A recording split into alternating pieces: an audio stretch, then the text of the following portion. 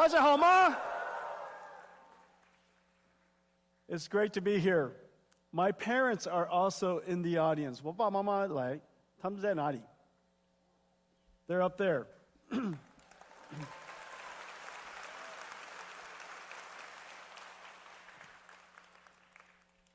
Nvidia has been coming to Taiwan for over 30 years. This is the home of many of our treasured partners and dear friends. Over the years, you have seen Nvidia grow up and seen us accomplish many exciting things and have been partnered with me all along the way. Today, we're going to talk about where we are in the industry, where we're going to go, announce some new products, exciting new products and surprising products that open new markets for us, creates new markets, new growth. We're going to talk about great partners and how we're going to develop this ecosystem together. As you know, we are at the epicenter of the computer ecosystem, one of the most important industries of the world. And so it stands to reason when new markets has to be created, we have to create it starting here at the center of the computer ecosystem. And I have some surprises for you. Things that you probably wouldn't have guessed. And then, of course, I promise I'll talk about AI. And we'll talk about robotics. The Nvidia story is the reinvention of the computer industry. In fact, the Nvidia story is also the reinvention of our company. As I said, I've been coming here for 30 years. Many of you have been through many of my keynotes. Some of you, all of them. And just as you reflect on the conversation, the things we talked about in the last 30 years, how dramatic we've changed. We started out as a chip company with a goal of creating a new computing platform. And in 2006, we introduced CUDA, which has revolutionized how computing is done. In 2016, 10 years later, we realized that a new computing approach has arrived. And this new computing approach requires a reinvention of every single layer of the technology stack. The processor is new. The software stack is new. It stands to reason the system is new.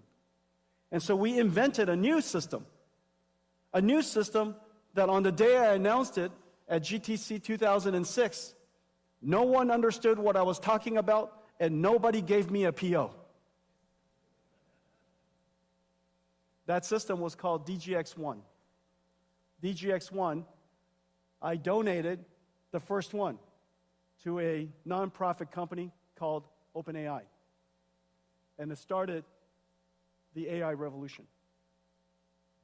Years later, we realized that in fact, this new way of doing software, which is now called artificial intelligence, is unlike traditional ways of running software. Whereas many applications ran on a few processors in a large data center, we call that hyperscale.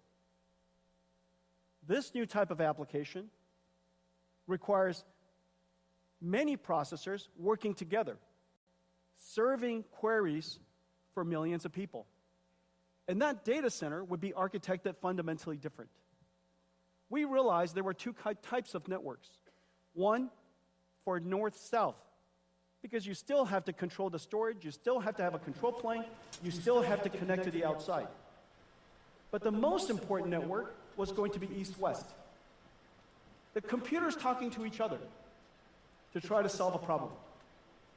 We recognized the best networking company in east-west traffic for high-performance computing, large-scale distributed processing. A company that was very dear to our company and very close to our heart, a company called Mellanox, and we bought them 5 years ago, 2019. We converted an entire data center into one computing unit. And you heard me say before, the modern computer is an entire data center. The data center is a unit of computing. No longer just a PC, no longer just a server. The entire data center is running one job. And the operating system would change. NVIDIA's data center journey is now very well known. Over the last 3 years, you've seen some of the ideas that we're shaping and how we are starting to see our company differently. No company in history, certainly no technology company in history, has ever revealed a roadmap for 5 years at a time. No one would tell you what is coming next. They keep it as a secret, extremely confidential. However, we realized that NVIDIA is not a technology company only anymore. In fact, we are an essential infrastructure company. And how can you plan your infrastructure, your land, your shell, your power, your electricity, all of the necessary financing around all over the world? How would you possibly do that if you didn't understand what I was going to make? And so we described our company's roadmap in fair detail, enough detail that everybody in the world can go off and start building data centers. We realize now we are an AI infrastructure company, an infrastructure company that's essential all around the world. Every region, every industry, every company will build these infrastructures. And what are these infrastructure? These infrastructure, in fact, not unlike the first industrial revolution, when people realized, GE, Westinghouse, Siemens, realized that there was a new type of technology called electricity, and new infrastructure has to be built all around the world. And these infrastructure became essential part of social infrastructure. That infrastructure is now called electricity. Years later, this is during all of our generation, we realized there was a new type of infrastructure. And this new infrastructure was very conceptual, very hard to understand. And this infrastructure called information. This information infrastructure, the first time it was described, made no sense to anybody. But we now realized it is the internet. And internet is everywhere. And everything is connected to it. Well, there's a new infrastructure now. This new infrastructure is built on top of the first two. And this new infrastructure is an infrastructure of intelligence. I know that right now, when we say there's an intelligence infrastructure, it makes no sense. But I promise you, in 10 years' time, you will look back and you will realize that AI has now integrated into everything. And in fact, we need AI everywhere.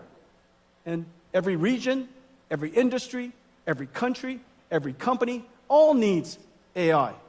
AI has now part of infrastructure. And this infrastructure, just like the internet, just like electricity, needs factories.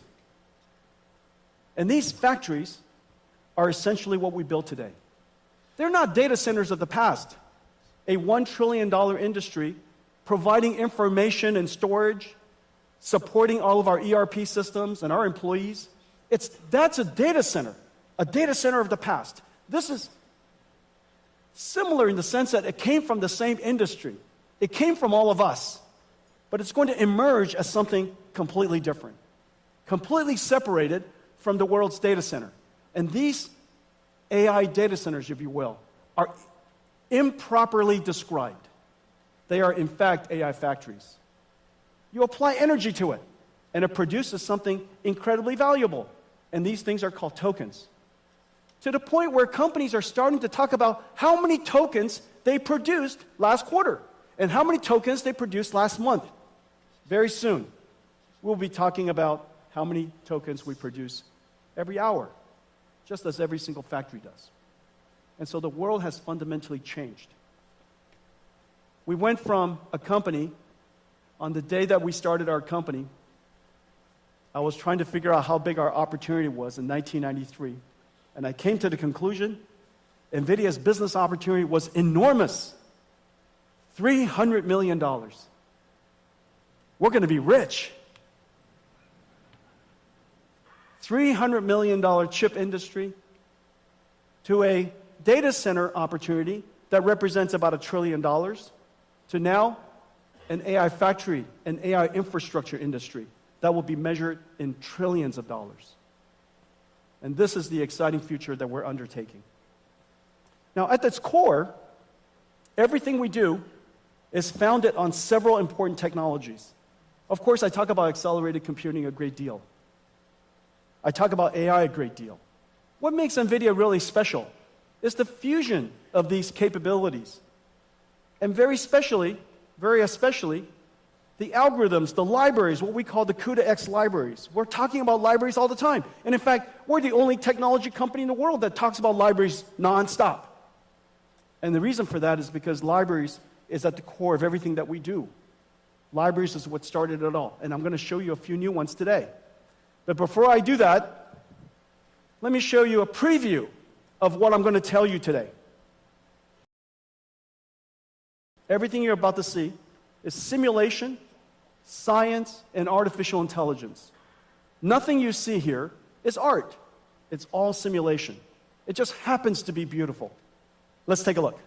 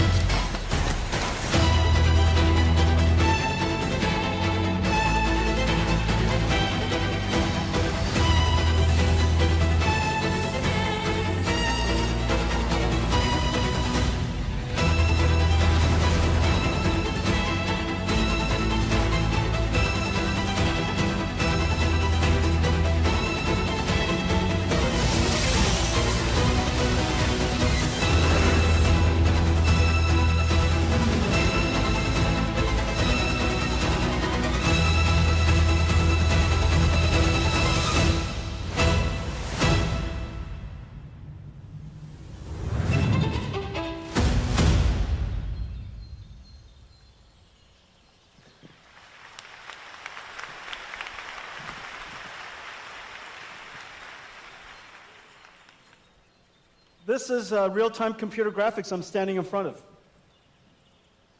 This is not a video, this is computer graphics. It's generated by GeForce. This is a brand new GeForce 5060, RTX 5060. And this is from ASUS. My good friend Johnny is in the front row. And this is from MSI. And we took this incredible GPU and we shrunk it in here. Does that make any sense? See? This is incredible. And so this is MSI's new laptop with 5060 in it. GeForce brought CUDA to the world. Right now, what you're seeing is every single pixel is ray traced. How is that possible that we're able to simulate photon and deliver this kind of frame rate at this resolution? Well, the reason for that is artificial intelligence. We're only rendering 1 out of 10 pixels. So every pixel that you see, only 1 out of 10 is actually computed. The other 9, AI guessed. Does that make any sense? And it's perfect. It's completely perfect. It guessed it perfectly. Of course, the technology is called DLSS, neural rendering. It took us many, many years to develop. We started developing it the moment we started working on AI, so it's been a 10-year journey. And the advance in computer graphics has been completely revolutionized by AI. GeForce brought AI to the world. Now AI came back and revolutionized GeForce. So really, really amazing. Ladies and gentlemen, GeForce.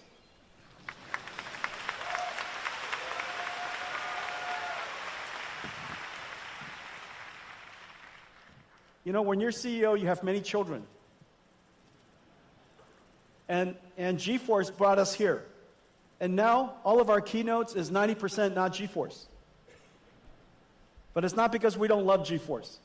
GeForce RTX 50 series just had its most successful launch ever, the fastest launch in our history. And PC gaming is now 30 years old. So that tells you something about how incredible GeForce is. Let's talk about libraries. At the core, of course, everything starts with CUDA. And by making CUDA as performant as possible, as pervasive as possible, so that the installed base is all over the world, then applications can find a CUDA GPU quite easily. The larger the installed base, the more developers want to create libraries. The more libraries, more amazing things are done, better applications, more benefits to users, they buy more computers. The more computers, more CUDA. That feedback path is vitally important. However, accelerated computing is not general purpose computing.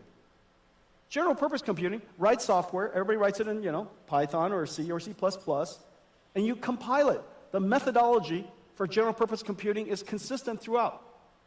Write the application, compile the application, run it on a CPU. However, that fundamentally doesn't work in accelerated computing, because if you could do that, it would be called a CPU. What's the point of not just changing the CPU so you could write the software, compile the software, run it on a CPU? The fact that you would have to do something different is actually quite sensible. And the reason for that is because so many people worked on general purpose computing, trillions of dollars of innovation. How is it possible that all of a sudden a few widgets inside a chip and all of a sudden computers become 50 times faster, 100 times faster? That makes no sense. And so the logic that we applied is that we could accelerate applications if you understood more about it. You can accelerate applications if you were to create an architecture that are better suited to accelerate, to run at the speed of light, 99% of the runtime, and just even though it's only 5% of the code, which is quite surprising. Most applications, small parts of the code consumes most of the runtime. We made that observation, and so we went after one domain after another. I just showed you computer graphics. We also have numerics. This is CUPI numeric. This is CUPI is the most pervasive numerical library. Arial and Shona. Arial is the world's first GPU accelerated radio signal processing for 5G and 6G. Once we make it software defined, then we can put on top of it AI. So now we could bring AI to 5G and 6G. Parabricks for genomics analysis, MONAI for medical imaging, Earth-2 for weather prediction, cuQuantum for quantum classical computer architectures and computer systems, cuequivariance and cuTensor, contraction of tensor mathematics, Megatron. This whole row, this whole column here consists of all of our deep learning and all of our libraries necessary for training as well as inference for deep learning. This revolutionized computing. And it all started with all these libraries. Not just CUDA, but cuDNN. On top of cuDNN, there was Megatron. Megatron, then TensorRT LLM, and then now lately, this brand new operating system for large AI factories, Dynamo. cuDF for data frames like Spark and SQL. Structured data can be accelerated as well. cuML, classical machine learning. Warp, a Pythonic framework for describing CUDA kernels, incredibly successful. cuOpt, mathematical operations, optimizations, things like traveling salesperson, the ability to optimize highly constrained, large number of variables type of problems like supply chain optimization. This is an incredible success. I'm very excited about cuOpt, cuDSS and cuSparse for sparse structure simulators. Those are used for CAE and CAD, fluid dynamics, finite element analysis, incredibly important for EDAs and CAE industry. And then, of course, cuLitho, one of the most important libraries for computational lithography. Mask making could easily take a month. And that mask making process is extremely computationally intensive. And now with cuLitho, we could accelerate that computation by 50 times, 70 times. As a result, this is going to set the stage, open the world for applying AI to lithography in the future. We have great partners here. TSMC is using cuLitho quite extensively. ASML, Synopsys, excellent partners working with us in cuLitho. So the libraries themselves is what makes it possible for us, one domain of application after another domain of science, after another domain of physics, to be able to accelerate those applications. But it also opens up markets for us. We look at particular regions and particular markets and we say, that area could really be important to transform to the new way of doing computing. If general purpose computing, after all these years, has run its course, why hasn't it run its course in every single industry? So one of the most important industries, of course, is telecommunications. Just as the world's cloud data centers have now become software-defined, it stands to reason that telecommunication should also be software-defined. And so that's the reason why we've taken now some 6 years to refine and optimize a fully accelerated radio access network, RAN stack, that does incredible performance. For data rate per megawatt, or data rate per watt, we are now on par with the state-of-the-art ASICs. And so once we could do that, once we could achieve that level of performance and functionality, then after that we can layer on top AI. And so we have great partners here. You could see SoftBank and T-Mobile, Indosat and Vodafone are doing trials. Nokia, Samsung, Kyocera are working with us on the full stack. Fujitsu and Cisco are working on the systems. And so now we have the ability to introduce the idea of AI on 5G or AI on 6G along with AI on computing. We're doing that with quantum computing. Quantum computing is still at the noisy, intermediate scale quantum, called NISQ. However, there are many, many good applications we could already start to do. And so we're excited about that. We're working on a quantum classical or quantum GPU computing platform. We call it CUDA-Q, working with amazing companies around the world. GPUs could be used for pre-processing and post-processing, for error correction, for control. And so in the future, I predict that all supercomputers will have quantum accelerators, all have quantum QPUs connected to it. And so a supercomputer would be a QPU with QPUs and GPUs and some CPUs. And that would be the representation of a modern computer. So working with a lot of great companies in this area. AI. 12 years ago, we started with perception. AI models that can understand patterns, recognize speech, recognize images. That was the beginning. The last 5 years, we've been talking about generative AI, the ability for AI to not just understand, but to generate. And so it could generate from text to text. We use that all the time in ChatGPT. Text to images, text to video, video to text, images to text. almost anything to anything, which is the really amazing thing about AI, that we've discovered a universal function approximator, a universal translator. It can translate from anything to anything else if we can simply tokenize it, represent the bits of information. Well, now we have reached a level of AI that's really important. Generative AI gave us one-shot AI. You give it text, and it gives you text back. That was 2 years ago when we first engaged ChatGPT. That was the big, amazing breakthrough. You give it text, and it gives you text back. It predicts the next word, predicts the next paragraph. However, intelligence is much more than just what you've learned from a lot of data that you've studied.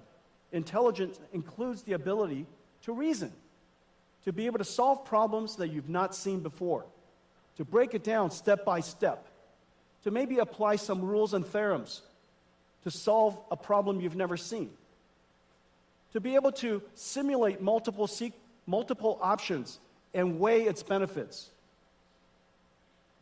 Some of the technology you might have heard about, chain of thought, breaking it down step by step, tree of thought, coming up with a whole bunch of paths. All of these technologies are leading the ability for AI to be able to reason. Now, the amazing thing is, once you have the ability to reason, and you have the ability to perceive, that is, let's say, multimodal read PDFs, you could do search, you can use tools, you have now agentic AI. This agentic AI just does something that I've just described all of us do. We're given a goal, we break it down step by step, we reason about what to do, what's the best way to do it, we consider its consequences, and then we start executing the plan. The plan might include doing some research, might include doing some work, using some tools. It might include reaching out to another AI agent to collaborate with it. Agentic AI is basically understand, think, and act. Well, understand, think, and act is the robotics loop. Agentic AI is basically a robot in a digital form. These are going to be really important in the coming years. We're seeing enormous progress in this area. The next wave, beyond that, is physical AI. AI that understands the world. They understand things like inertia, friction, cause and effect. That if I roll a ball and it goes under a car, depending on the speed of the ball, it probably went to the other side of the car. But the ball did not disappear. Object permanence. You might be able to reason that if there's a table in front of you and you have to go to the other side, the best way to do it is not to go right through it. The best way is maybe go around it or underneath it. To be able to reason about these physical things is really essential to the next era of AI. We call that physical AI. And so in this particular case, you're seeing us simply prompt the AI, and it generates videos to train a self-driving car in different scenarios, and I'll show you more of that later. That's a dog. It said, generate me a dog, generate me one with a bird, with people. And it started out with the image on the left. And then the phase after that, we take reasoning systems, generative systems, physical AI, and this level of capability would now go into a physical embodiment we call a robot. If you could imagine that you can prompt an AI to generate a video to reach and pick up a bottle, of course you could imagine telling a robot to reach out and pick up the bottle. The AI capability today has the ability to do those things. Well, the computer that's where we're going in the near future. The computer that we're building to make this possible has properties that are very different than the previous. The revolutionary computer called Hopper came into the world about 3 years ago, and it revolutionized AI as we know it. It became probably the most popular, most well-known computer in the world. In the last several years, we've been working on a new computer to make it possible for us to do inference time scaling, or basically thinking incredibly fast. Because when you think, you're generating a lot of tokens in your head, if you will. You're generating a lot of thoughts, and you iterate in your brain before you produce the answer. So what used to be one-shot AI is now going to be thinking AI, reasoning AI, inference time scaling AI. And that's going to take a lot more computation. And so we created a new system called Grace Blackwell. Grace Blackwell does several things. It has the ability to scale up. Scale up means to turn what is a computer into a giant computer.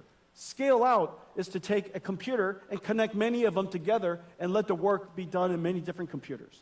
Scaling out is easy. Scaling up is incredibly hard. Building larger computers that is beyond the limits of semiconductor physics is insanely hard. And that's what Grace Blackwell does. Grace Blackwell broke just about everything. And all of you in the audience, many of you are partnering with us to build Grace Blackwell systems. I'm so happy to say that we're in full production, but we can also say it was incredibly challenging. Although the Blackwell systems based on HGX has been in full production since the end of last year and has been available since February, we are now just putting online all the Grace Blackwell systems. They're coming online all over the place every single day. It's available in CoreWeave now for several weeks. It's already being used by many CSPs. And now you're starting to see it coming up from everywhere. Everybody's starting to tweet out that Grace Blackwell is in full production. In Q3 of this year, just as I promised, every single year, we will increase the performance of our platform every single year like rhythm. And this year, in Q3, we'll upgrade to Grace Blackwell GB300. The GB300 will increase it's the same architecture, same physical footprint, same electrical and mechanicals, but the chips inside have been upgraded. It has upgraded with a new Blackwell chip. It's now 1.5 times more inference performance, has 1.5 times more HBM memory, and it has 2 times more networking. And so the overall system performance is higher. Well, let's take a look at what's inside Grace Blackwell. Grace Blackwell starts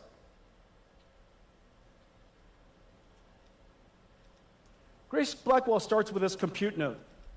This compute node right here, this is one of the compute nodes. This is what the last generation looks like, the B200. This is what B300 looks like. Notice right here in the center, it's 100% liquid cooled now, but otherwise, externally, it's the same. You could plug it into the same systems and same chassis. And so this is the Grace Blackwell GB300 system. It's 1.5 times more inference performance. The training performance is about the same, but the inference performance is 1.5 times more.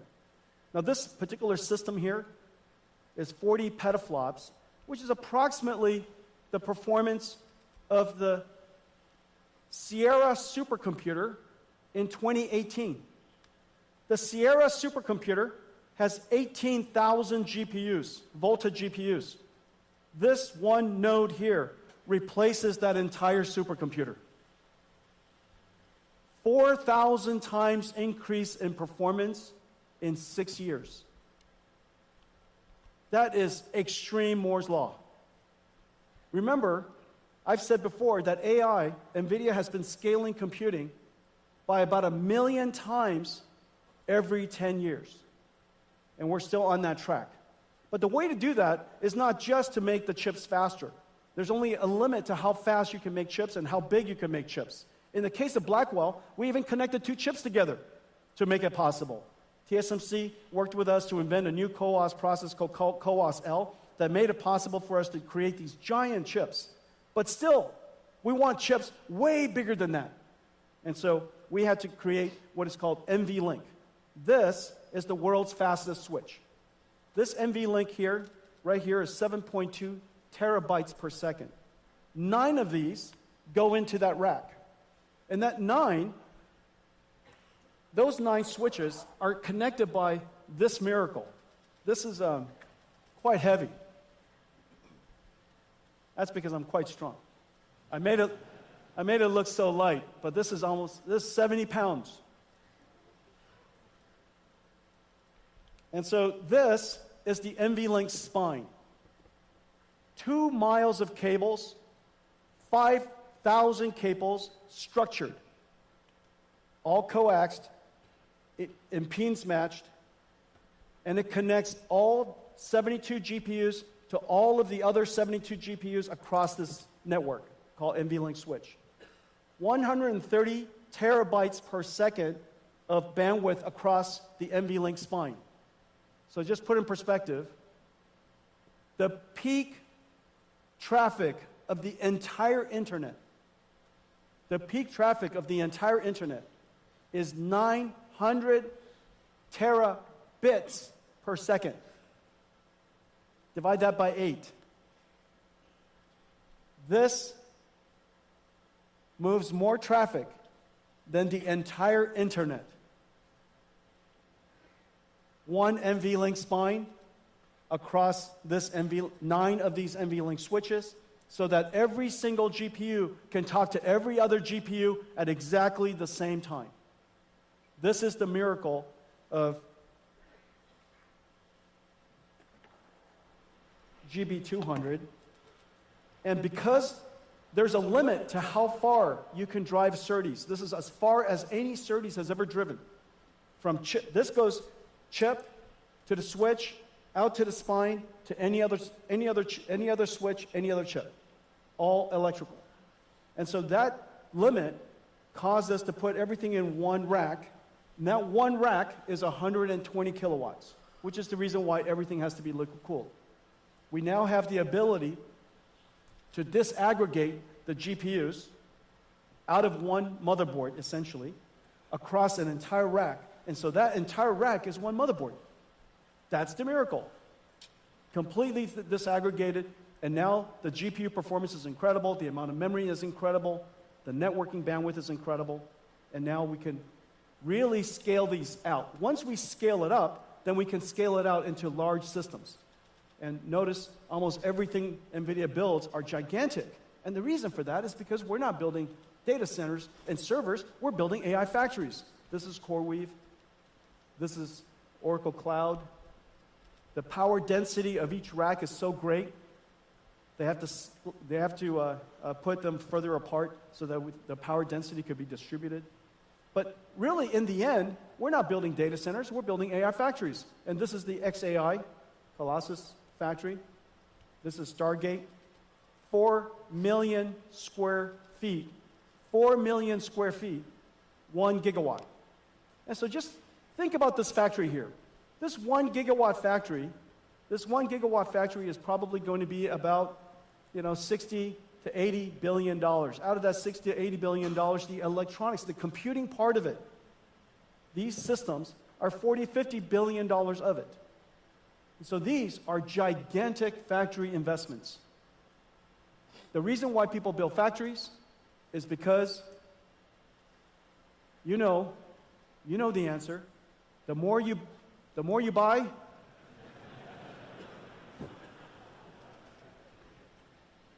say it with me. The more you buy, the more you make.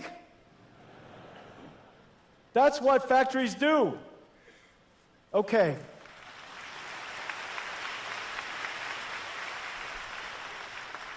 The technology is so complicated.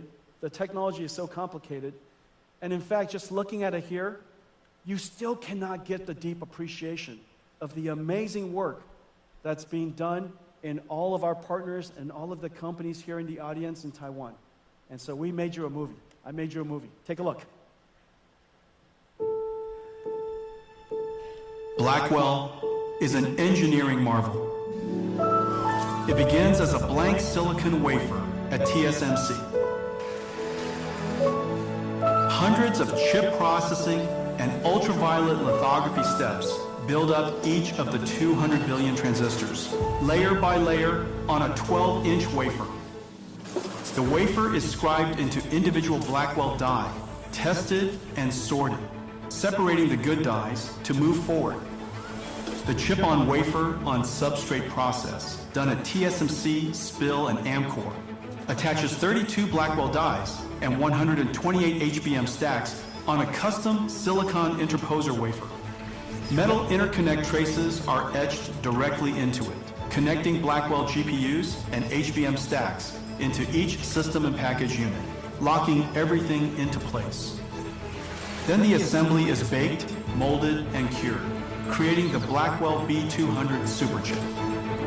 At KYEC, each Blackwell is stress-tested in ovens at 125 degrees Celsius and pushed to its limits for several hours. Back at Foxconn, robots work around the clock to pick and place over 10,000 components onto the Grace Blackwell PCB. Meanwhile, additional components are being prepared at factories across the globe. Custom liquid cooling copper blocks from Cooler Master, AVC, Auras, and Delta keep the chips at optimal temperatures. At another Foxconn facility, Connect X7 SuperNICs are built to enable scale-out communications, and Bluefield 3 DPUs to offload and accelerate networking, storage, and security tasks. All these parts converge to be carefully integrated into GB200 compute trays.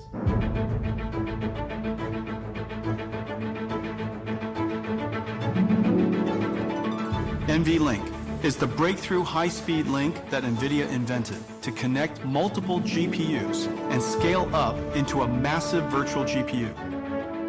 The NVLink switch tray is constructed with NVLink switch chips, providing 14.4 terabytes per second of all-to-all bandwidth. NVLink spines form a custom blind-mated backplane, integrating 5,000 copper cables to deliver 130 terabytes per second of all-to-all bandwidth. This connects all 72 Blackwells, or 144 GPU dies, into one giant GPU. From around the world, parts arrive.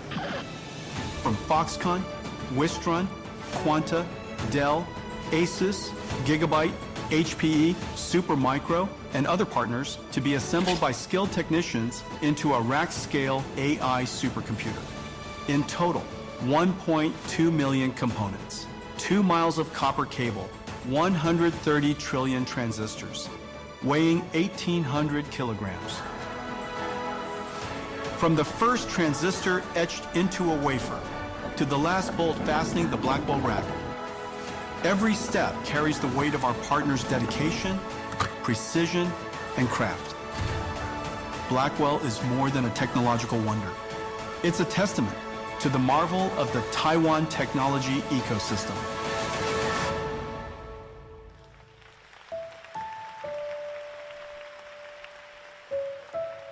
We couldn't be prouder of what we've achieved together.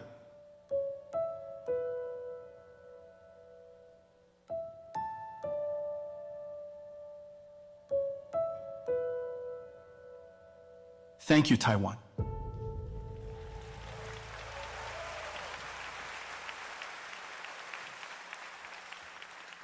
Thank you. Thank you. That was pretty incredible, right? But that was you. That was you. Thank you.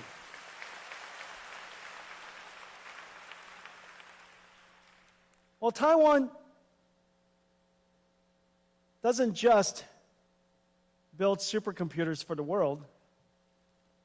Today, I'm very happy to announce that we're also building AI for Taiwan.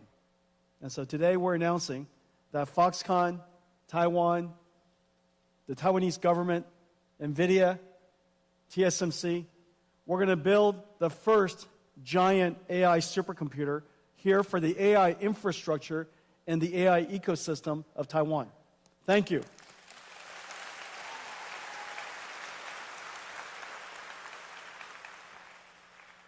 Is there anybody who needs an AI computer? Any AI researchers in the audience?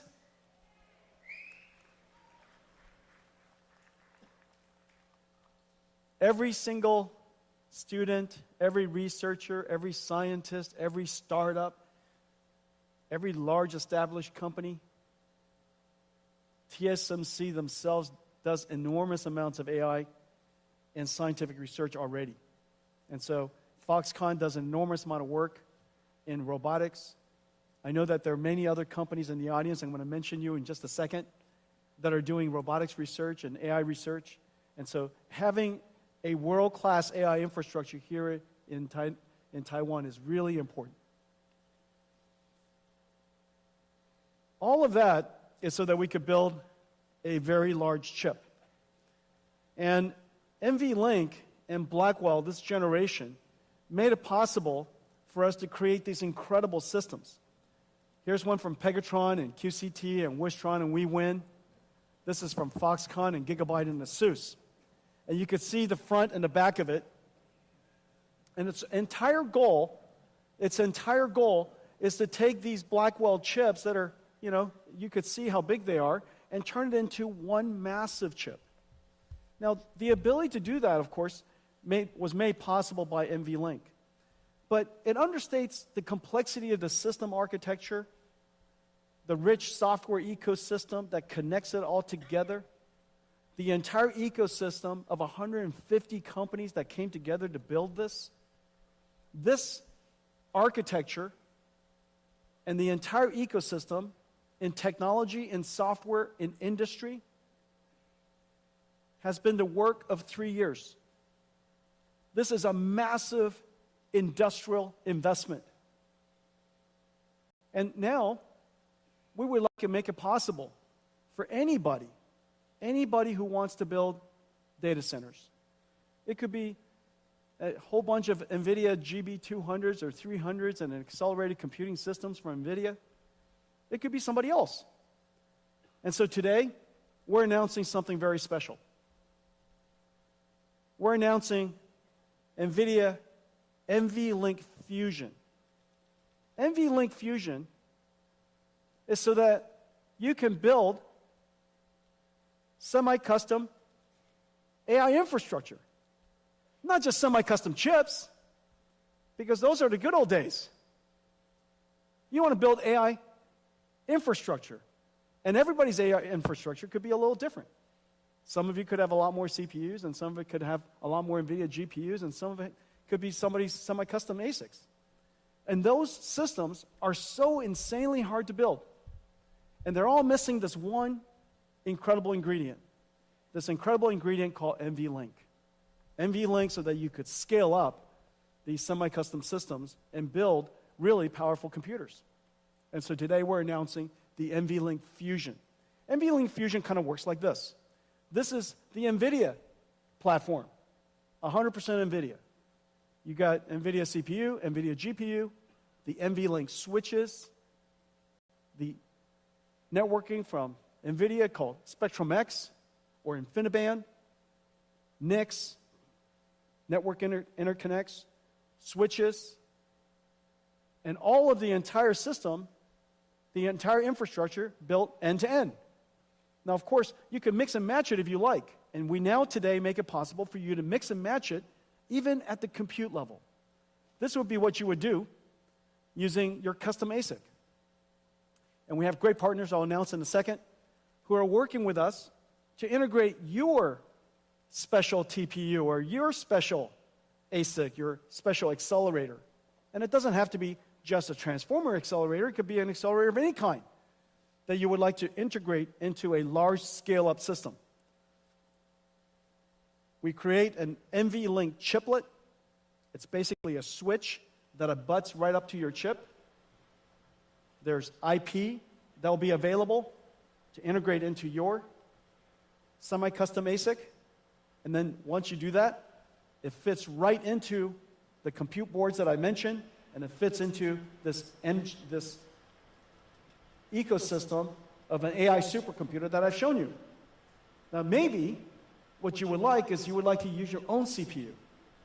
You've been building your own CPU for some time, and maybe your CPU has built a very large ecosystem, and you would like to integrate NVIDIA into your ecosystem. And now we make it possible for you to do that. You could do that by building your custom CPU. We provide you with our NVLink chip-to-chip interface into your ASIC. We connect it with NVLink chiplets, and now it connects and directly abuts into the Blackwell chips and our next generation Rubin chips. And again, it fits right into this ecosystem. This incredible body of work now becomes flexible and open for everybody to integrate into. And so your AI infrastructure could have some NVIDIA, a lot of yours. A lot of yours, and and a lot of CPUs, a lot of ASICs, maybe a lot of Nvidia GPUs as well.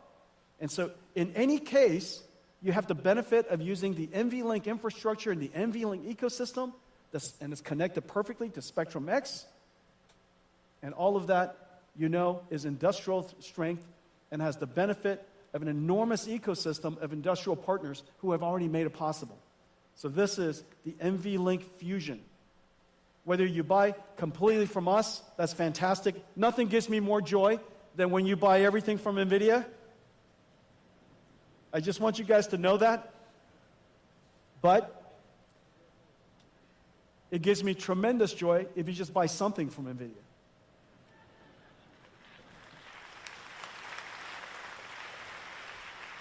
And so we have some great partners. We have some great partners, L-Chip, Astera Labs, Marvell, and one of our great partners, MediaTek, are going to be partnering with us to work with ASIC or semi-custom customers, hyperscalers, who would like to build these things, or CPU vendors who would like to build these things, and they would be their semi-custom ASIC provider.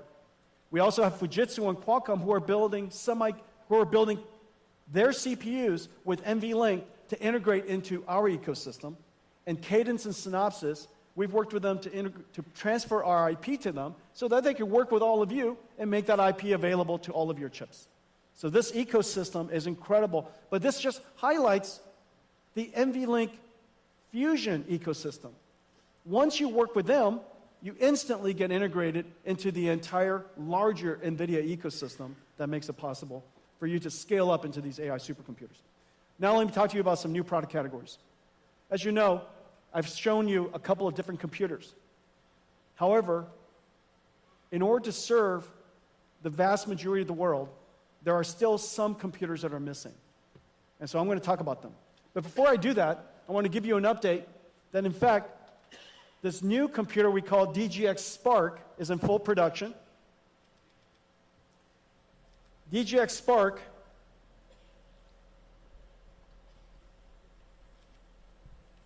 will be ready, will be available shortly, probably in a few weeks.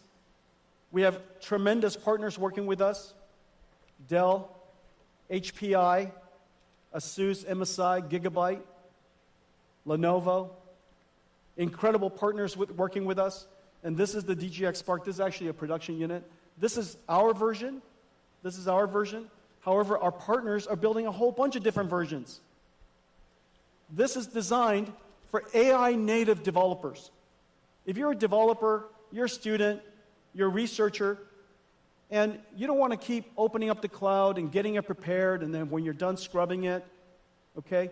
But you would just like to have your own, basically your own AI cloud sitting right next to you, and it's always on, always waiting for you. It allows you to do your prototyping, early development, and this is what's amazing.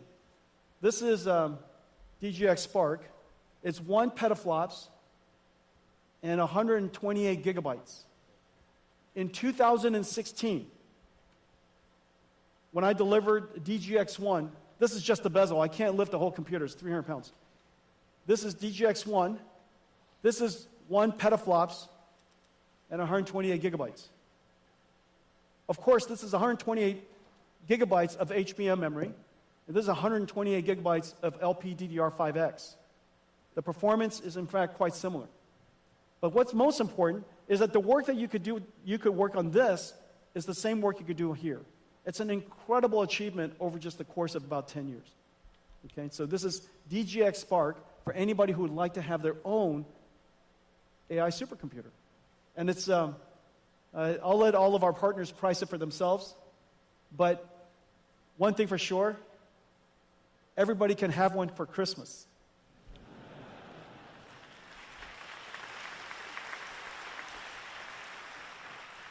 Okay, I've got another computer I want to show you.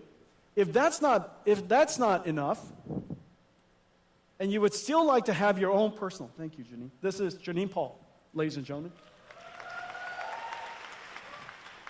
If that one isn't big enough for you, here's one. This is another desk side.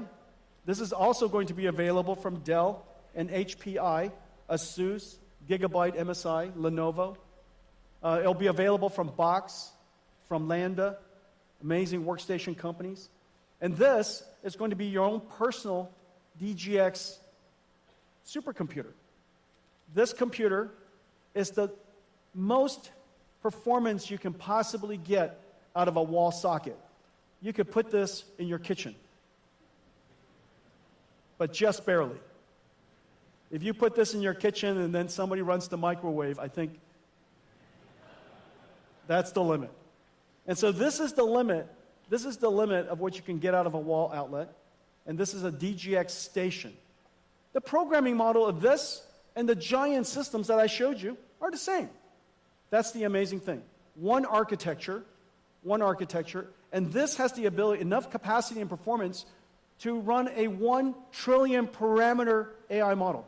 Remember, Llama is Llama 70B. A 1 trillion parameter model is going to run wonderfully on this machine. Okay, so that's the DGX station. So now let's talk about, remember these systems are, thank you, Jenny. These systems are AI natives. They're AI native computers. They're computers built for this new generation of software. It doesn't have to be x86 compatible. It doesn't have to run traditional IT software. It doesn't have to run hypervisors. It doesn't have to run it doesn't have to run Windows. These computers are designed for the modern AI native applications. Of course, these AI applications could be APIs that can be called upon by the traditional and the classical applications.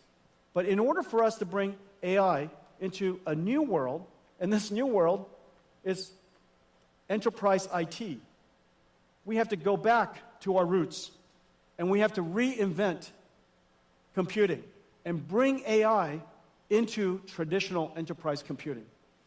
Now, enterprise computing, as we know, is really 3 layers. It's not just the computing layer.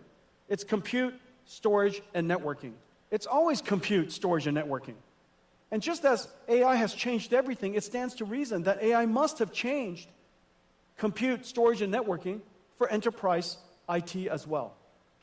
Well, that lower layer has to be completely reinvented, and we're in the process of doing that. I'm going to show you some new products that unlocks enterprise IT for us.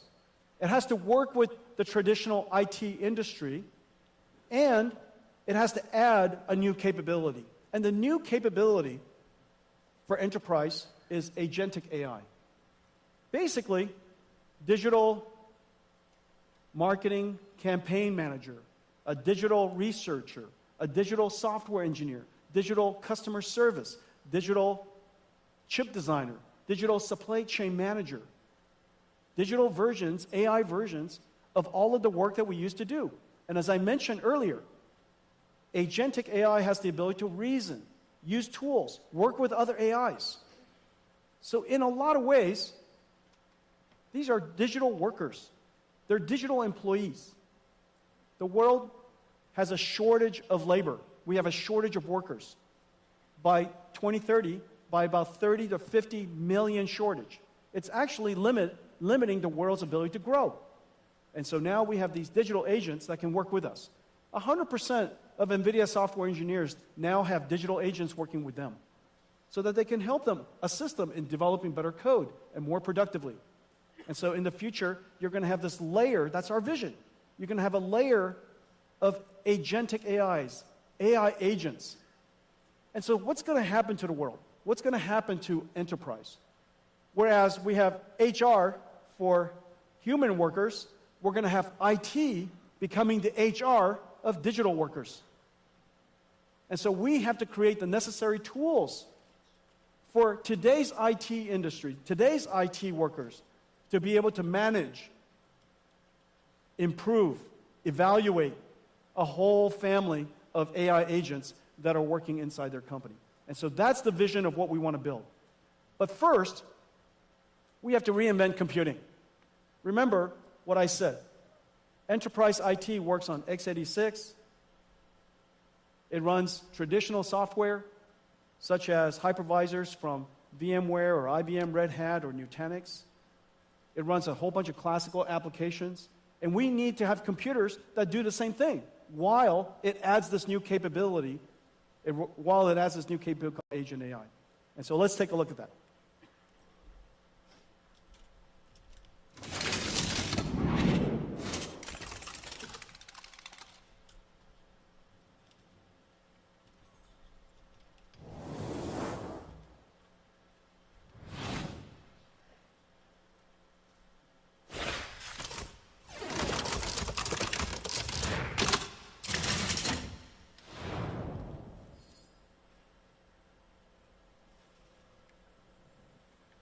Okay, this is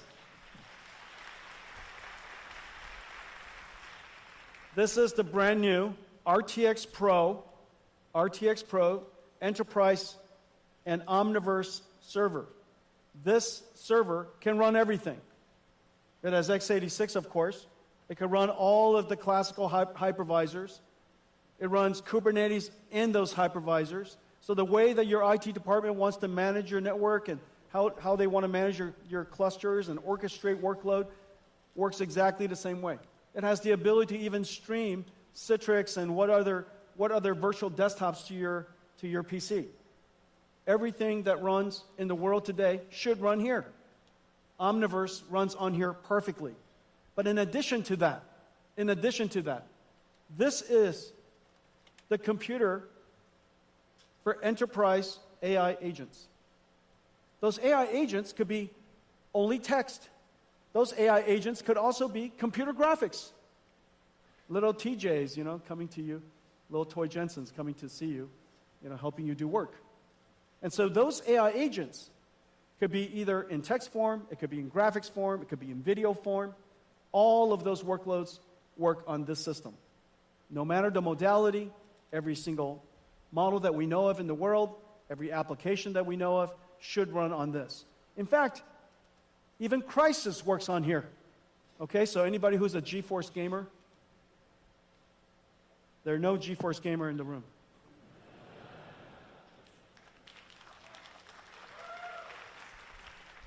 Okay, what connects these 8 GPUs, the new Blackwell RTX Pro 6000s, is this new motherboard. This new motherboard is actually a switched network. CX8 is a new category of chips. It's a switch first, networking chip second. It's also the most advanced networking chip in the world. This is now in volume production, CX8. In the CX8, you plug in the GPUs. The CX8s are in the back. PCI Express connected here. CX8 communicates between them. And the networking bandwidth is incredibly high at 800 gigabits per second. And this is the transceiver that plugs into here. So each one of these GPUs have their own networking interface. All of the GPUs are now communicating to all of the other GPUs on east-west traffic. Incredible performance. Now, the surprising part is this, how incredible it is. So this is RTX Pro. This is the performance, and I showed you guys at GTC how to think about performance in the world of AI factories. The way to think about this is throughput. This is tokens per second, which is the y-axis. The more output your factory, the more tokens you produce. Okay, so throughput is measured in tokens per second. However, every AI model is not the same. And some AI models require much more reasoning. And so you need those AI models, you need the performance per user to be very high. So the tokens per second per user has to be high. And this is the problem with factories. Factories either like to have high throughput or low latency, but it doesn't like to have both. And so the challenge is how to create an operating system that allows us to have high throughput, the y-axis, while having very low latency, which is the y-axis, interactivity, tokens per second per user. And so this chart tells you something about the overall performance of the computer, of the overall computers of the factory. Look at all of those different colors. It represents the different ways you have to configure all of our GPUs to achieve the performance. Sometimes you need pipeline parallelism. Sometimes you want expert parallelism. Sometimes you want a batch. Sometimes you want to do speculative decoding. Sometimes you don't. And so all of those different types of algorithms have to be applied separately and differently depending on the workload. And the Pareto, the outside area, the overall area of that curve represent the capability of your factory. Okay? And so notice something. Hopper is this is the most famous computer in the world, Hopper H100, the HGX, $225,000 Hopper is down there. And the Blackwell server you just saw, the enterprise server, is 1.7 times its performance. But this is amazing. This is Llama 70B. This is DeepSeek R1. DeepSeek R1 is 4 times. Now the reason for that, of course, the DeepSeek R1 has been optimized, and the DeepSeek R1 is genuinely a gift to the world's AI industry. The amount of computer science breakthrough is really quite significant, and has really opened up a lot of great research for researchers in the United States and around the world. Everywhere I go, DeepSeek R1 has made a real impact on how people think about AI and how think about inference and how think about reasoning AIs. They've made a great contribution to the industry and to the world. And so this is DeepSeek R1. The performance is 4 times the state-of-the-art H100. That kind of puts it in perspective, okay? And so if you're building enterprise AI, we now have a great server for you. We now have a great system for you. It's a computer you could run anything on. It's a computer that has incredible performance, and it, whether it's x86 or AI, all of it runs. Okay, our RTX Pro server is in volume production across all of our partners in the industry. This is likely the largest go-to market of any system we have ever taken to market. So thank you very much.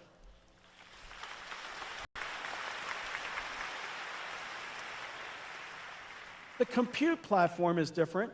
The storage platform is different. And the reason for that is because humans query structured databases like SQL.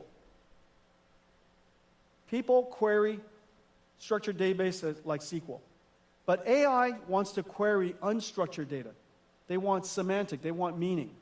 And so we have to create a new type of storage platform. And this is the Nvidia AI Data Platform. On top, just as SQL servers, SQL software, and file storage software from your storage vendors that you work with, there's a layer of very complicated software that goes with storage. Most storage companies, as you know, is mostly a software company. That software layer is incredibly complicated. And so on top of a new type of storage system is going to be a new query system we call IQ, Nvidia AIQ or IQ. And it's really state-of-the-art, it's fantastic. And working with basically everybody in the storage industry. Your future storage is no longer CPUs sitting on top of a rack of storage. It's going to be GPUs sitting on top of a rack of storage. And the reason for that is because you need the system to embed, find the meaning in the data, in the unstructured data, in the raw data. You have to index, you have to do the search, and you have to do the ranking. So that process is very compute intensive. And so most storage servers in the future will have a GPU computing node in front of it. It's based on the models that we create. Almost everything that I'm about to show you starts with great AI models. We create AI models. We put a lot of energy and technology into post-training of open AI models. We post-train these AI models with data that is completely transparent to you. It is safe and secure data, and it's completely okay to use to train, and we make that list available to you to see. And so it's completely transparent. We make the data available to you. We post-train the models, and our post-trained model performance is really incredible. It's right now downloadable open source reasoning model. The Llama Nemotron reasoning model is the world's best. It's been downloaded tremendously. And also, we also surround it with a whole bunch of other AI models so that you can do what is called IQ, the retrieval part of it. It's 15 times faster than what's available out there, 50% better query results. And so these models are available, all available to you. The IQ blueprint are open source. And we work with the storage industry to integrate these models into their storage stack, their AI platform. This is vast. This is what it looks like. I'm not going to go into it. I just want to give you a texture of the AI models that are integrated into their platform. Let's take a look at what VAST has done. Agentic AI changes how businesses use data to make decisions. In just 3 days, VAST built a sales research AI agent using the Nvidia IQ blueprint and its accelerated AI data platform. Using NeMo Retriever, the platform continuously extracts, embeds, and indexes data for fast semantic search. First, the agent drafts an outline, then taps into CRM systems, multimodal knowledge bases, and internal tools. Finally, it uses Llama Nematron to turn that outline into a step-by-step sales plan. Sales planning that took days now starts with an AI prompt and ends with a plan in minutes. With VAST's accelerated AI data platform, organizations can create specialized agents for every employee.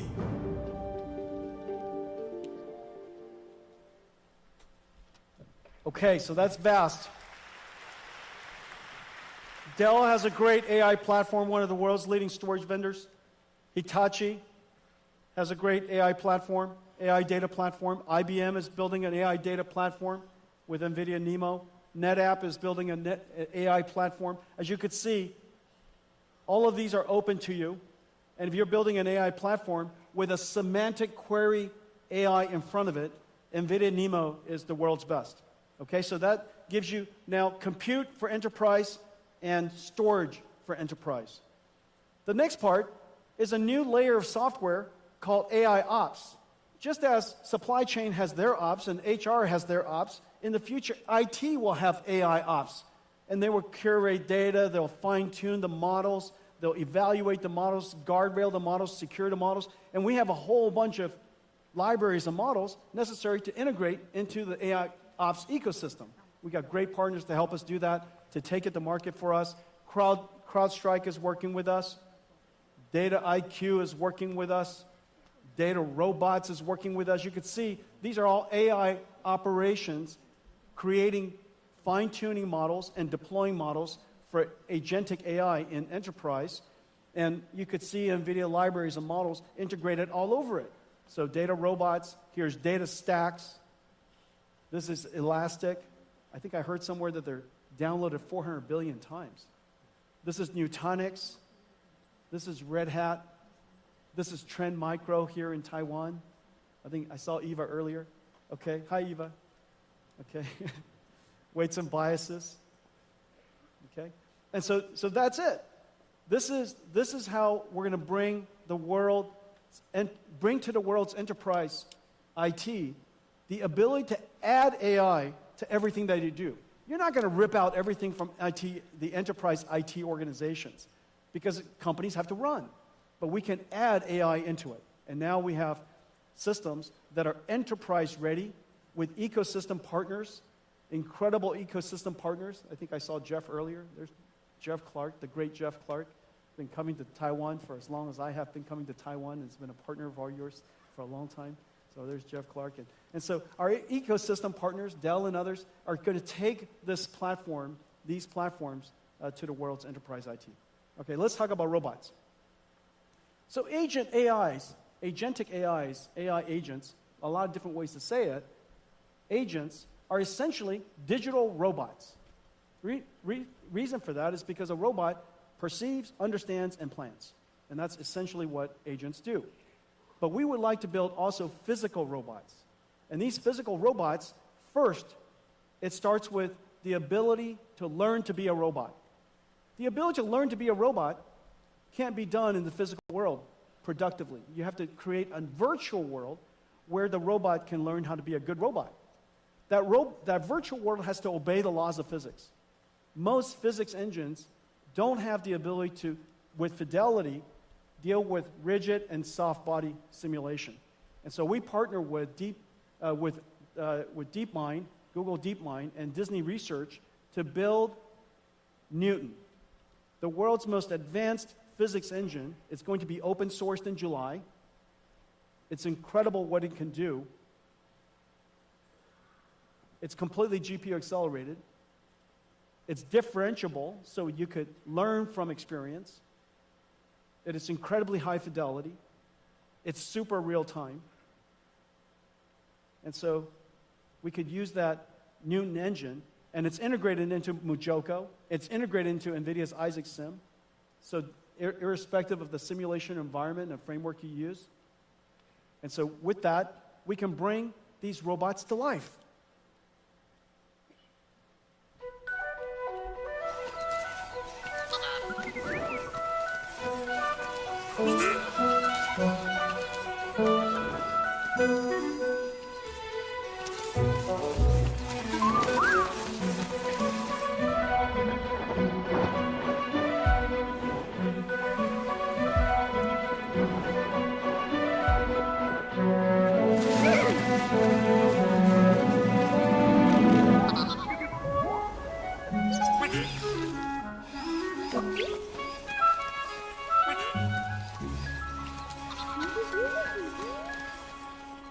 Who doesn't want that? I want that. Can you imagine one of those little ones, or a few of them running around the house, chasing your dogs, driving them crazy? And so, did you see what was happening? It wasn't an animation, it was a simulation. And he was slipping and sliding in the sand, in the dirt. All of it was simulated. The software of the robot is running in the simulation. And so it wasn't animated, it was simulated. And so in the future, we'll take the AI models that we train, and we put it into that robot in simulation and let it learn how to be a great robot. Well, we're working on several things to help the robotics industry. Now, you know that we've been working in autonomous systems for some time. Our self-driving car basically has 3 systems. There's the system for creating the AI model, and that's GB200, GB300. It's going to be used for that, training the AI model. Then you have Omniverse for simulating the AI model. And then when you're done with that AI model, you put that model, the AI, into the self-driving car. Okay? This year, we're deploying Mercedes around the world, our self-driving car stack, end-to-end stack. But we create all of this, and the way we go to market is exactly the same that we work everywhere else. We create the entire stack, we open the entire stack, and for our partners, they use whatever they want to use. They could use our computer and not our library. They could use our computer, our library, and also our runtime. However much you would like to use, it's up to you, because there's a lot of different engineering teams and different engineering styles and different engineering capabilities. We want to make sure that we provide our technology in a way that makes it as easy as possible for everybody to integrate NVIDIA's technology. You know, like I said, I love it if you buy everything from me, but just please buy something from me. Very practical. And so we're doing exactly the same thing in robotic systems, just like cars. And so this is our Isaac GR00T platform. The simulation is exactly the same as Omniverse. The training system is the same. When you're done with the model, you put it inside this Isaac GR00T platform. An Isaac GR00T platform starts with a brand new computer called Jetson Thor. This is just started in production. It is an incredible processor. Basically, a robotic processor goes to self-driving cars, and it goes into a humanoid robotic system. On top is an operating system we call NVIDIA Isaac. The NVIDIA Isaac operating system is the runtime. It does all of the neural network processing, the sensor processing, pipelines all of it, and deliver actuated results. And then on top of it, pre-trained models that we created with an amazing robotics team that are pre-training these models. And all the tools necessary in creating this, we make available, including the model. And so today we're announcing that Isaac GR00T N1.5 is now open sourced. And it's open to the world to use. It's been downloaded 6,000 times already, and the popularity and the likes and the appreciation from the community is incredible. And so that's creating the model. We also open the way we created the model. The biggest challenge in robotics is, the biggest challenge in AI overall is what is your data strategy? And your data strategy has to be, that's where a great deal of research and a great deal of technology goes into. In the case of robotics, human demonstration, just like we demonstrate to our children or a coach demonstrates to an athlete, you demonstrate using teleoperations. You demonstrate to the robot how to perform the task, and the robot can generalize from that demonstration, because AI can generalize, and we have technology for generalization. You can generalize from that one demonstration other techniques, okay? And so what if you want to teach this robot a whole bunch of skills? How many different teleoperation people do you need? Well, it turns out to be a lot. And so what we decided to do was use AI to amplify the human demonstration systems. And so this is essentially going from real to real and using an AI to help us expand, amplify the amount of data that was collected during human demonstration to train an AI model. Let's take a look. The age of generalist robotics has arrived, with breakthroughs in mechatronics, physical AI, and embedded computing. Just in time, as labor shortages limit worldwide industrial growth.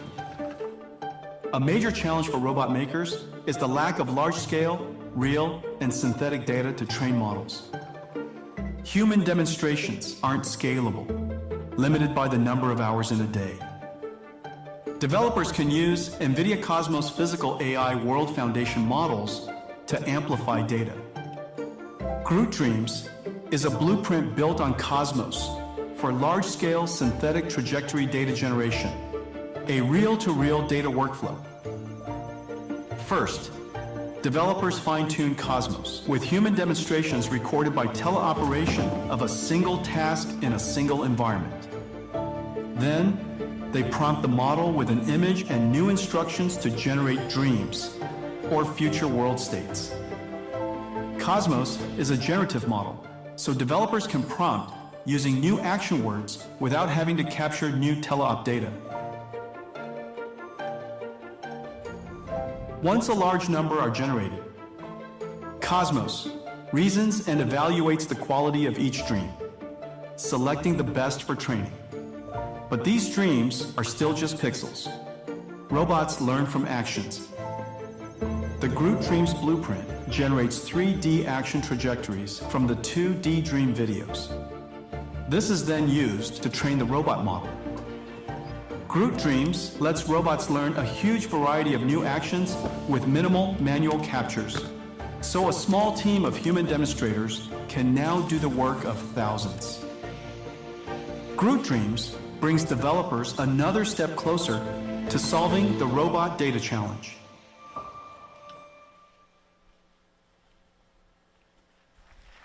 Is that great? So in order for robotics to happen, you need AI. But in order to teach the AI, you need AI. And so this is really the great thing about the era of agents, where we need a large amount of synthetic data generation, robotics, a large amount of synthetic data generation, and skill learning called fine-tuning, which is a lot of reinforcement learning, and enormous amount of compute.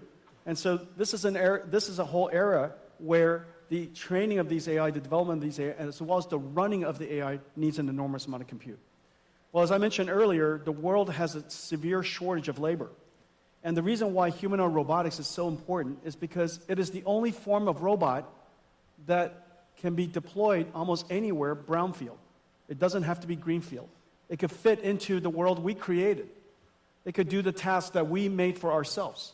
We engineered the world for ourselves, and now we could create a robot that fit into that world to help us. Now, the amazing thing about human robotics is not just the fact that if it worked, it could be quite versatile. It is likely the only robot that is likely to work. And the reason for that is because technology needs scale. Most of the robotic systems we've had so far are too low volume. And those low volume systems will never achieve the technology scale to get the flywheel going far enough, fast enough, so that we're willing to dedicate enough technology into it to make it better. But human or robot, it is likely to be the next multi-trillion-dollar industry. And the technology innovation is incredibly fast. And the consumption of computing and data centers, enormous. But this is one of those applications that needs 3 computers. One computer is an AI for learning. One computer is a simulation engine where the AI can learn how to be a robot in a virtual environment, and then also the deployment of it. Everything that moves will be robotic.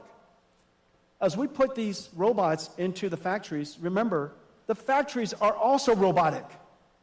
Today's factories are so incredibly complex. This is Delta's manufacturing line, and they're getting it ready for a robotic future. It is already robotics and software defined, and now in the future there will be robots working in it. In order for us to create robots and design robots that operate as a fleet, as a team, working together in a factory that is also robotic, we have to give it Omniverse to learn how to work together. And that digital twin, you now have a digital twin of the robot, you have a digital twin of all of the equipment, you're going to have digital twin of the factory. Those nested digital twins are going to be part of what Omniverse is able to do. This is Delta's digital twin. This is WeWin's digital twin. Now, while you're looking at this, if you look at it too closely, you think that it's in fact photographs. These are all digital twins. They're all simulations. They just look beautiful. The image just looks beautiful, but they're all digital twins. This is Pegatron's digital twin. This is Foxconn's digital twin. This is Gigabyte's digital twin. This is Quanta's. This is Wistron's. TSMC is building a digital twin of their next fab. As we speak, there are $5 trillion of plants being planned around the world. Over the next 3 years, $5 trillion of new plants. Because the world is reshaping, because reindustrialization moving around the world, new plants are being built everywhere. This is an enormous opportunity for us to make sure that they build it well and cost effectively and on time. And so putting everything into a digital twin is really a great first step and preparing it for a robotic future. In fact, building that $5 trillion doesn't include a new type of factory that we're building. And even our own factories, we put in a digital twin. This is the Nvidia AI factory in a digital twin. Kaohsiung is a digital twin. They made Kaohsiung a digital twin. There are already hundreds of thousands of buildings, millions of miles of roads. And so, yes, Kaohsiung is a digital twin. Let's take a look at all of this. Taiwan is pioneering software-defined manufacturing. TSMC, Foxconn, Wistron, Pegatron, Delta Electronics, Quanta, WeWin, and Gigabyte are developing digital twins on Nvidia Omniverse for every step of the manufacturing process.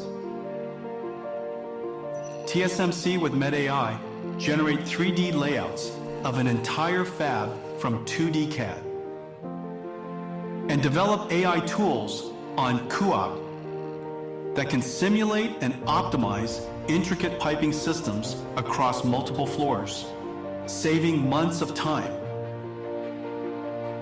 Quanta, Wistron, and Pegatron plan new facilities and production lines virtually prior to physical construction, saving millions in costs by reducing downtime. Pegatron simulates solder paste dispensing, reducing production defects. Quanta uses Siemens Teamcenter X with Omniverse to analyze and plan multi-step processes. Foxconn, Wistron, and Quanta simulate power and cooling efficiency of test data centers with Cadence Reality Digital Twin. And to develop physical AI-enabled robots, each company uses its digital twin as a robot gym to develop, train, test, and simulate robots. Whether manipulators, AMRs, humanoids, or vision AI agents as they perform their tasks, or work together as a diverse fleet. And when connected to the physical twin with IoT, each digital twin becomes a real-time interactive dashboard. Pegatron uses Nvidia Metropolis to build AI agents who help employees learn complex techniques. Taiwan is even bringing digital twins to its cities. Linker Vision and the city of Kaohsiung use a digital twin to simulate the effects of unpredictable scenarios and build agents that monitor city camera streams, delivering instant alerts to first responders. The age of industrial AI is here, pioneered by the technology leaders of Taiwan, powered by Omniverse.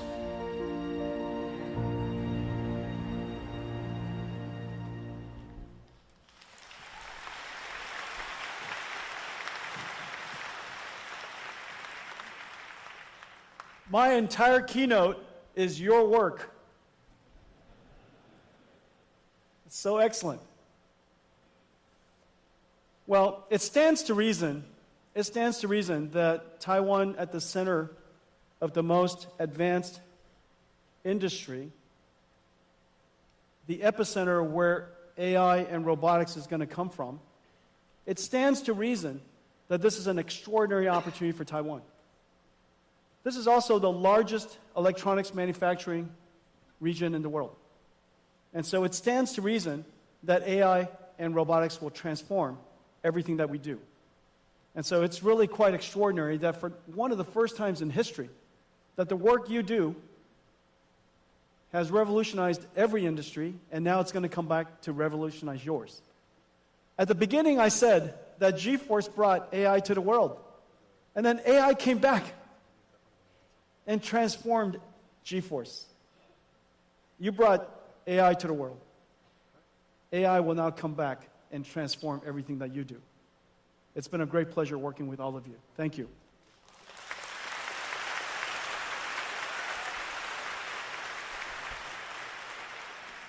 I have a new product. I announced several products already today, but I have a new product to announce. We've been building out in Space Dock for some time. And I think it's time for us to reveal one of the largest products that we've ever built. And it's parked outside waiting for us. Let's see how it goes.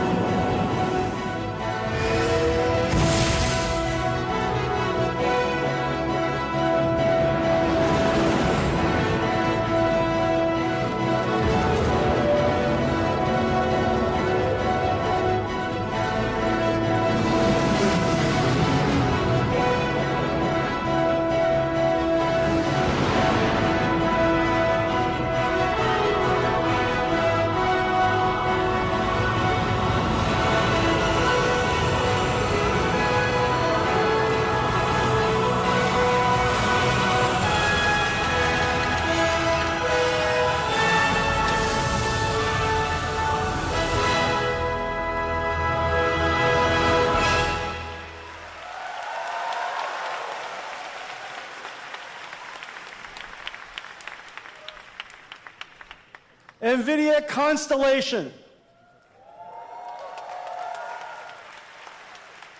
Nvidia Constellation. Well, as you know, we have been growing. And all of our partnerships with you have been growing. The number of engineers we have here in Taiwan have been growing. And so we are growing beyond the limits of our current office. And so I'm going to build them a brand new NVIDIA Taiwan office, and it's called NVIDIA Constellation.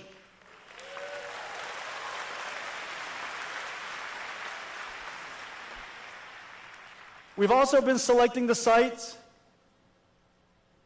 We've been selecting the sites, and all of the mayors and all the different cities have been very kind to us. And I think we got some nice deals. I'm not sure. It seems quite expensive. But prime real estate is prime real estate.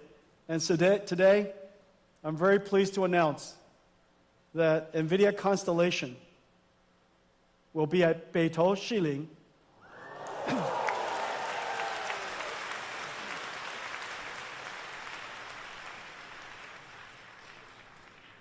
We have negotiated the transfer of the lease from the current owners of that lease. However, I understand that in order for the mayor to approve that lease, he wanted to know whether the people of Taipei approve of us building a large, beautiful NVIDIA Constellation here. Do you?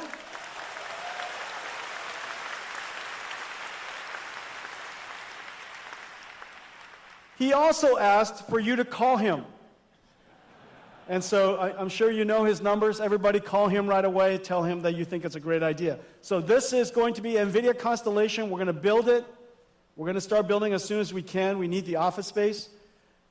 NVIDIA Constellation, Beitou, Xiling. Very exciting. Okay.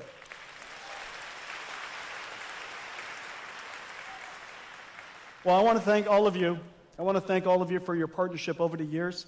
We are at a once-in-a-lifetime opportunity. It is not an understatement to say that the opportunity ahead of us is extraordinary.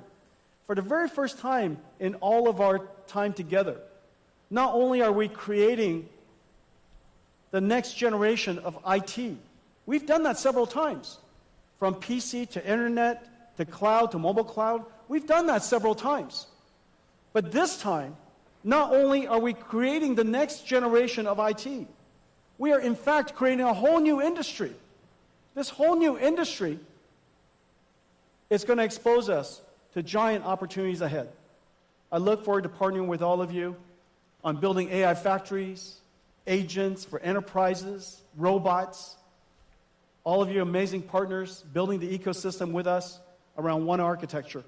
And so I want to thank all of you for coming today. Have a great COMPUTEX, everybody. 大家谢谢. Thank you. Thank you for coming. Thank you.